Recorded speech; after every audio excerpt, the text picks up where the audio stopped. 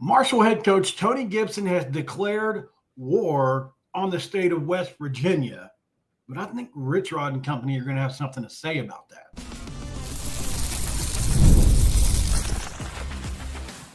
You are Locked On West Virginia, your daily podcast on the West Virginia Mountaineers, part of the Locked On Podcast Network, your team every day. What is up? Welcome in, guys. My name is Mountaineer Paul. I am your host, and this is Locked On West Virginia. Happy Hoop Saturday, man. It's a game day. We're happy. We're going to get a dub. We're going to beat Utah. We're going to march on towards the tournament.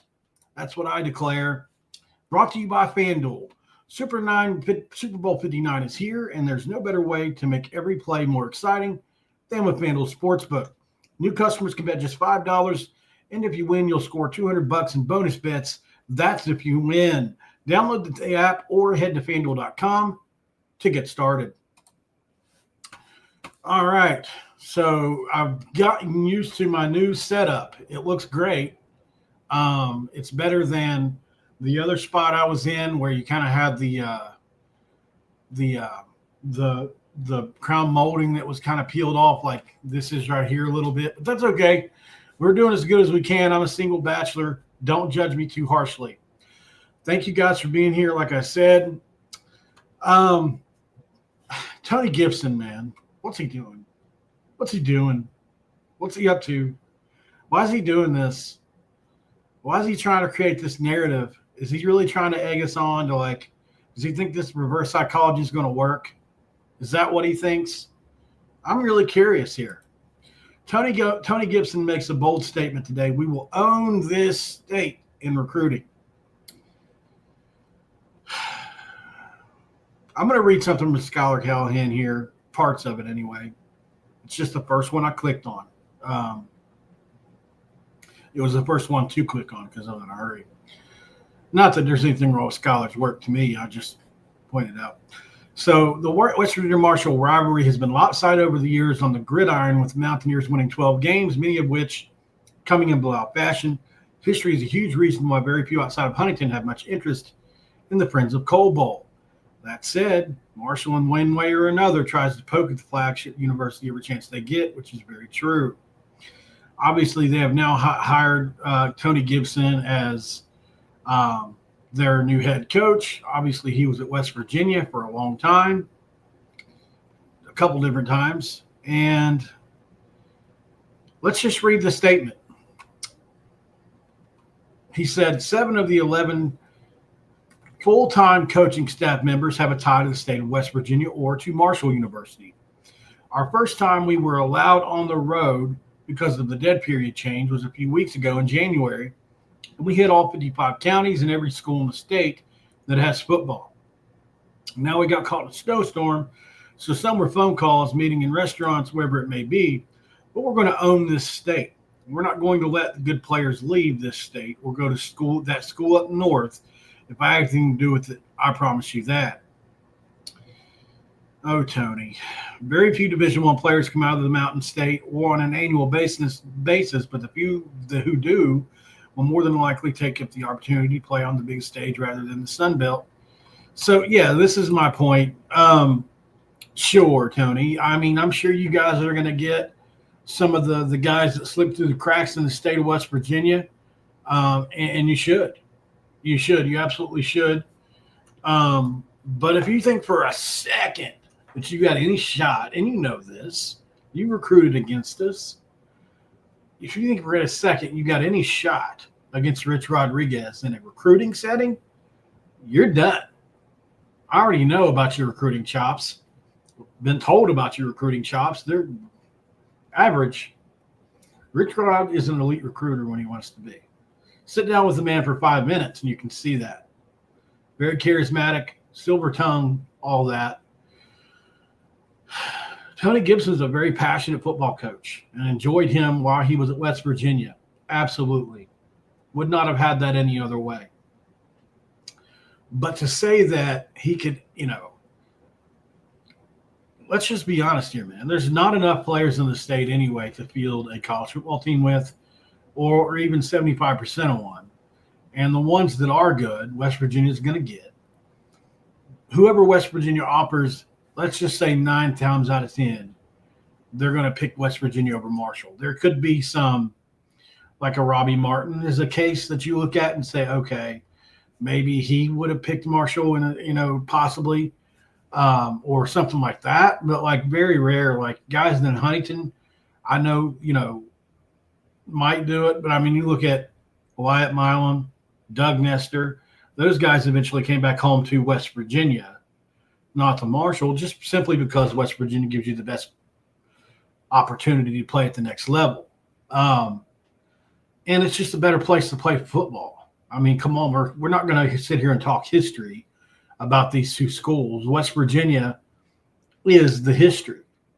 So, and another thing is like, I pulled up some stuff earlier about Tony Gibson. Let me see if I can find him really quick because it kind of drives home a little point I want to use really quick. Let's see, Tony Gibson quotes on West Virginia. Okay, so here's a couple quotes from Tony Gibson about West Virginia. Let's see this one here. This is from, I think, 19 during the coaching search. And, this is right after the coaching search, whenever he was coming up with NC State before that storm knocked us out of that game to play West Virginia. So he said it was 13 years there. My kids grew up there. My daughter graduated from high school there. She's at LOWV in her last semester. There's a lot of ties, a lot of family. And again, that's the emotional side of it. My brother still lives there. And I don't know when the sleep is going to stop right now. I'm sleeping pretty good, but I figure the closer we get, the less I'll be sleeping. He's trying. I feel like this is fake. I'm just going to put it out there. I feel like this is fake. That's how it comes off to me. You trying to put on this hard shell of that team up north like it's Ohio State, Michigan. It strikes me wrong. I don't like it. Like, okay, I get it, man. Like, you want the game. Rich Rod shuts you down on live TV, literally in front of thousands and tens of thousands of people. Get over it. Like, I feel like this is some kind of grudge you're holding now because, when we inboxed each other, remember, Tony, when we spoke, you wanted this job really bad. I remember we talked about it. I still have these screenshots. And if we ever got the job, I was going to probably use those screenshots. But at the end of the day, man, I know how much you wanted this job and you didn't get it. So I feel like there might be a little bit of grudge there, or at least some bitterness that you didn't get an interview. But Rich Rodriguez is the golden child. He's the golden goose, man. You weren't going to get that over him. And I'm not saying that necessarily 100% that he's bitter or is jaded. And I get it that he's just a little bit of showmanship here. My point is, I just feel like it hits wrong when you talk about this place being home for so many years. And then as soon as you go to Marshall, it's that team up north. Just come on, man. It's not like you spent your entire career at Pitt. You spent like however long you did there. But you talked about West Virginia as home because the Mountaineers are home, right? I get that. Marshall can be home too for you. But this ain't no rivalry, and it's not happening anytime soon. So take all the shots you want, but all you're doing is giving these coaches on this staff bulletin board material to recruit their asses off against players they think you might also want, and they're going to beat you for them 9 times out of 10. Why make your job harder? Be complimentary instead of disdainful or whatever words you want to use. I just think it's silly. It's silly, man. There's no rivalry. It's not happening. We dominate the series. I'm glad we do, but I just don't see it. So stop it, Tony. It's getting embarrassing, man. It's getting embarrassing. I'm sure he'll keep on shooting his shots. It's something Marshall's done for years, but oh well. Up next on Locked On West Virginia, let's talk basketball, man. This game is a very important game today, and I'm here for it. Stick around, guys. This is Locked On West Virginia. And this episode of Locked On West Virginia is brought to you by Prize Picks. The big game is almost here, and there's almost no better way to make it even more exciting than with Prize Picks, the best place for daily fantasy sports. With over 10 million members and billions in winnings awarded, Prize Picks makes it fun and simple to get on the action. Here's how it works. You pick more or less on at least two players' projections, and you're right. You can win up to 1,000 times your cash. Prize Picks even has a free pick for the big game where Patrick Mahomes only needs to throw 1 yard to win. Pair that with one more correct pick and you're cashing out, baby. This week, I'm looking at the board and selecting more for Travis Kelce on receiving yards and more for quarterbacks passing yardage. What I love most, fast, safe withdrawals. When I win, my cash is in my account in as little as 15 minutes. Check out the promos tab to tell any of my super sweet Millie winners and big game lineups. You can tell a lineup that goes 3 for 3, and you can win a split of $1 million in promo funds. Download the app today and use code LOCKEDONCollege to get $50 instantly after you play your first $5 lineup. That's Locked On College for $50 instantly after you play your first $5 lineup. Do that with Prize Picks and run your game.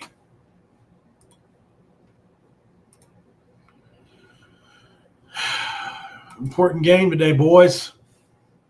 Important game today. So, here we go. West Virginia plays Utah here in less than an hour, our time. And I had a guy on yesterday. Utah has not been a great road team. Let's see what the spread is on this game. Today, West Virginia was giving up, I think it was either 7.5 or 9 yesterday. Let's see what they're doing now. All right, the line is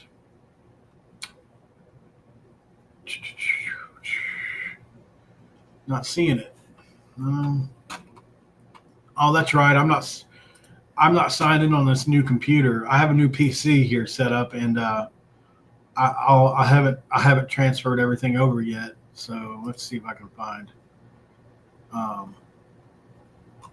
me see if I can find it because of the spread. Okay, I see -8 right here. This one says -7.5, so it's right in that range, -7.5 or 8. And I think it could go about that. I don't know how close Utah is going to be in the fourth quarter, but it's going to be a fun game. They pass the ball well. I went and watched a few Utah games just to kind of familiarize myself with what they do. They do have a very free-flowing offense. Hopefully they don't have a free-throwing offense or they'll be getting to the line a lot.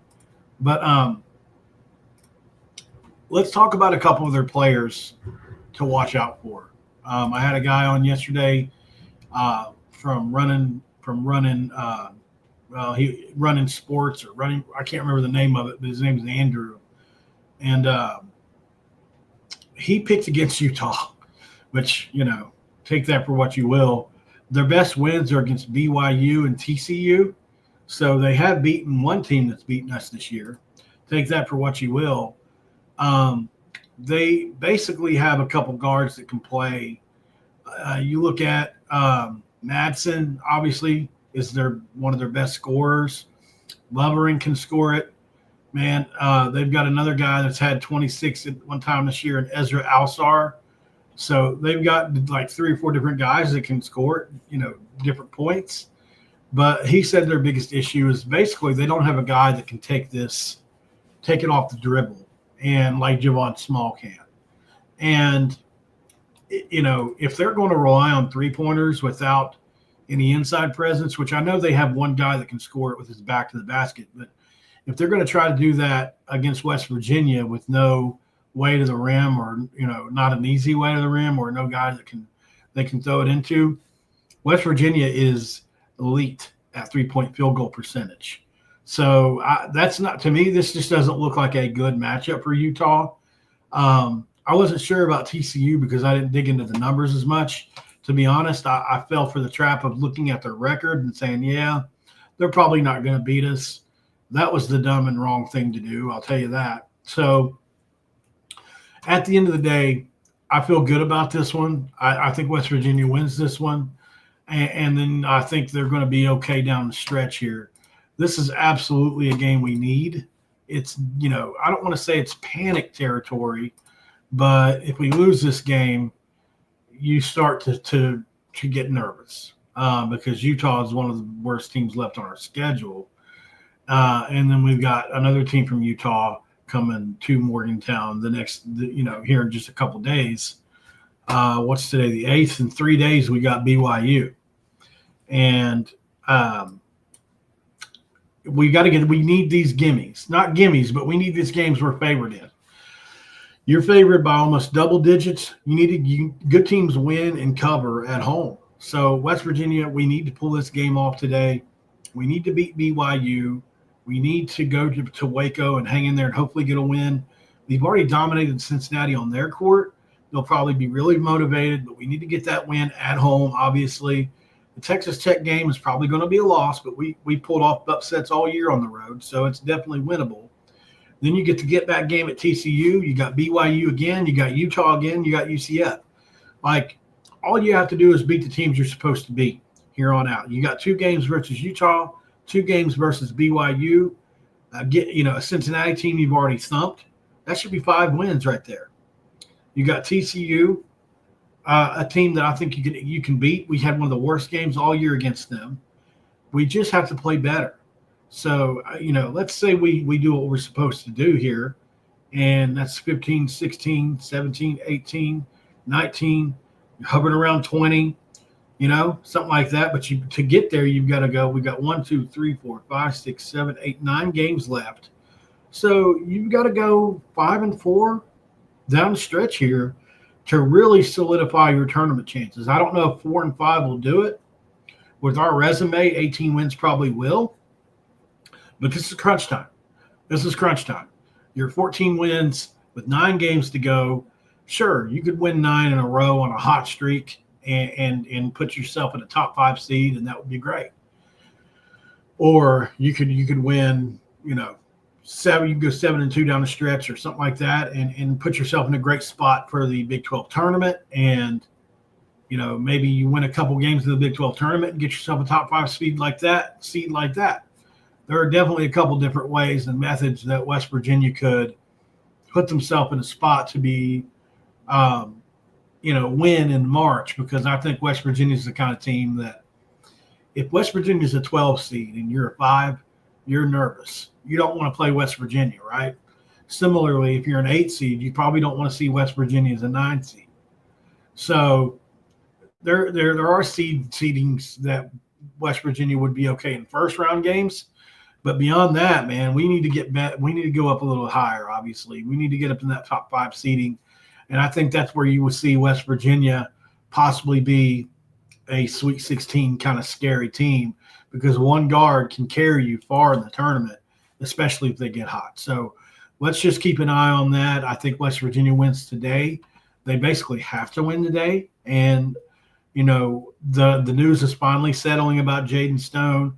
The news is, settled about Tucker DeVries. We know what we have left. And let's see if we can get these boys some rest down the stretch. I think that's going to be important too. How much rest can we give Javon Small down the stretch? How much rest can we give,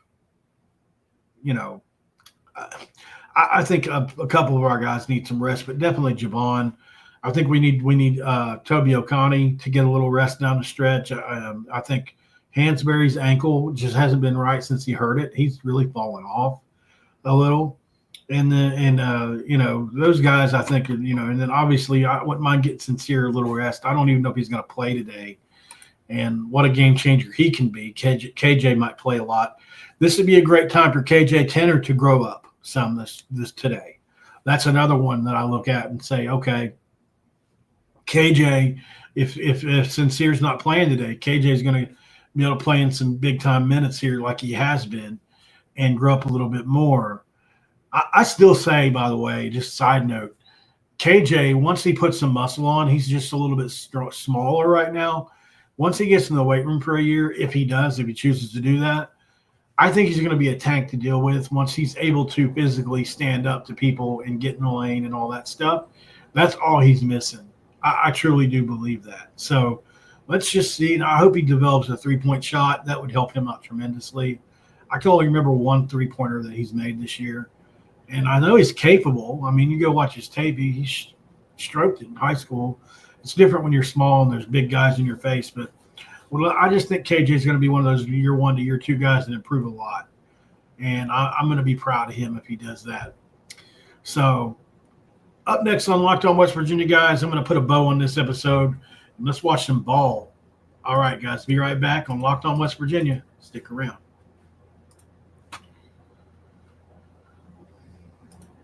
And this episode of Locked On West Virginia is also going to be brought to you by FanDuel. Super Bowl 59 is here. 1 game, 2 teams, endless possibilities, and there's no better way to make every play more exciting than with FanDuel Sportsbook. Whether it's predicting the first touchdown, calling the MVP, or even betting on the coin toss, FanDuel makes it easy to get in on the action.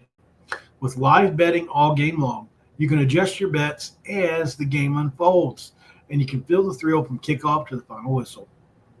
The live bet feature lets you stay involved no matter what happens on the field. The app is easy to navigate, and you can knowing you place your $5 bet and potentially win $200 in bonus bets for the Super Bowl is the icing on the cake. Download the app or head to FanDuel.com to get started. Bet just $5, and if you win, you'll score $200 in bonus bets. That's at FanDuel.com. Bet with FanDuel, an official sportsbook partner of Super Bowl 59. All right, guys. So this is segment 3, but I forgot to crack a do. And look, it's Mountain Dew Zero. Just for those of you that are Hawkeyeing me, I'm getting a lot of comments about Mountain Dew here lately. But we'll just say it's segment 2. Let's crack a do. Since I'm on my 3rd segment and I don't really have a lot to talk about, for those of you that hear this on podcasting, I'm going to read a couple comments and just say hi to some people I haven't said hi to in a while. I haven't done this in a while, and I noticed some of my usuals in here. So I want to say hi to John Kristovich, who's always in here, Matt Dix, Tosh Miller, Eric Flowers is always in here, Caleb 31 is in here all the time, Larry B, thanks for being in here, man. Philip Anderson, thanks for being in here.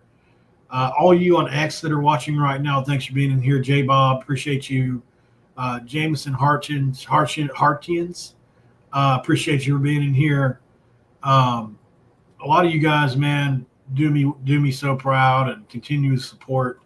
For those of you, I seen somebody saying read the chat. In case you don't know, I just have to point this out one more time for you guys. During the week, Monday through Friday especially, I can't read the chat.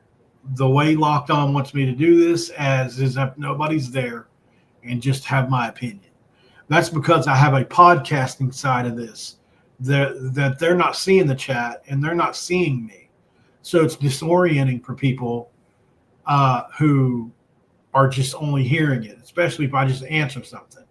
So just wanted to point that out for you guys. That way you understand, like, it's not as cut and dry as just read the chat. Like, I have to keep a lot, my mind about what my boss thinks about this or that and different things. So that's really all. But it was a scammer. Okay, gotcha. Appreciate that, guys. Thank you guys for supporting me, by the way. I know it's been a while since I've actually spoken to you. I think I've got my light right in the way here, Tosh. What does that say? Is it wrong for me to want us to lose the rest of the season so that Iowa doesn't show interest in DeVries? I think we're past that point. I think that's going to happen either way because of the injuries. He's going to have the excuse. He needs to not maybe perform as well as he could have. But that's going to be an option for him no matter what. Here's how West Virginia can keep him. And I know that I'm telling you this is sourced info that I've gotten. West Virginia needs to make themselves relevant with NIL in basketball too, not just football. Like the support Rich Rod just got, Darren DeVries sees that. And He just wants something similar to that. He wants to be able to compete. Obviously, are we going to be Texas Tech where they're able to just go crazy? I don't think so. But if you give Darren DeVries just an advantage of level playing ground, I think that'll be good enough. And with revenue sharing, I think that's coming. But we're going to still need people to help on the NIL side of things. It's just the way it is. So I don't think we'll lose him as long as he gets those commitments. If he doesn't, I think he may look elsewhere because, look, here's the thing. If DeVries is going to make a move, it's got to be after year one, right? You don't want to start building something and then have to leave it and go build something else. That's not really great. That's not really conducive to getting a program going and all that. And here's the other thing. Iowa's kind of in disarray right now. But, look, he took a place like Drake and turned it to who is the poorest, kind of like one of those G5, not G5, but like mid-major schools around, and turn them into a monster program. And I will also say this, funnily enough, Ben McCollum will be wide open and available if that happens. I don't want to lose Darren DeVries. Not even a little bit. I wouldn't trade him for McCollum. But I'll say this.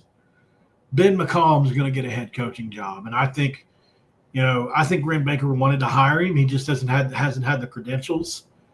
The year that they're having right now at Drake is pretty darn impressive. I haven't looked at the record in a couple weeks, but it was really good. Let's check it out. Let's see. 21-2. That's what they are this year. And this is a guy that won, 4 or 5 national championships here right before he got the Drake job. So I don't know what would have happened if he would have went to West Virginia instead of DeVries, but I do know that Ben McCollum is extraordinarily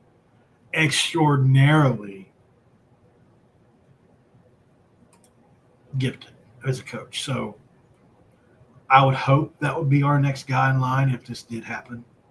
Like he's my number one.